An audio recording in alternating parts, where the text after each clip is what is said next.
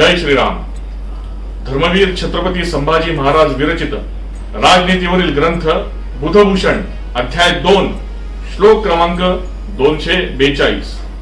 मेधावी वाक्पटुर धीमान लघु हस्तो जितेंद्रियः शस्त्रशास्त्र परिज्ञाता एष लेखक उच्यते.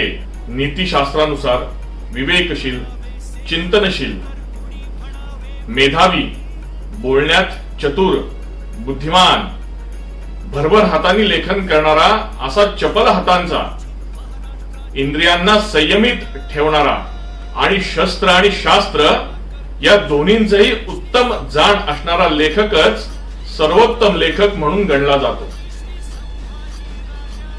आत्ताच्या लेखकांसाठी शंभूराजांनी त्या काळी सांगून ठेवलेला हा उत्तम आणि उत्कृष्ट संदेश.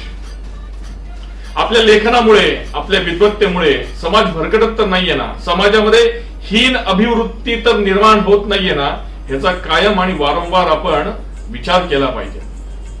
सतत कमरेखालचं लेखन करणं, कमरेखालचे विनोद, अतिशय निकृष्ट आणि हीन दर्जाचे, हीन अभिवृद्धी वाढवणारे, इंद्रियांना संयमित नाही तर इंद्रियांना उद्दपित करणारं लेखन, विनोद, स्क्रिप्ट आणि त्या आधारे बनणारे चित्रपट, सिनेमे, नाटक, वेब सिरीज याने सगळीकडे धुमाकूळ घातलेला आहे. या सर्व गोष्टींमुळे हे लेखक, हे चित्रपट निर्माते हे युवकांना एका दिशेला देत नाहीयेत, तर त्यांची दिशा भरकवतायत, त्यांना दिशाहीन करतायत.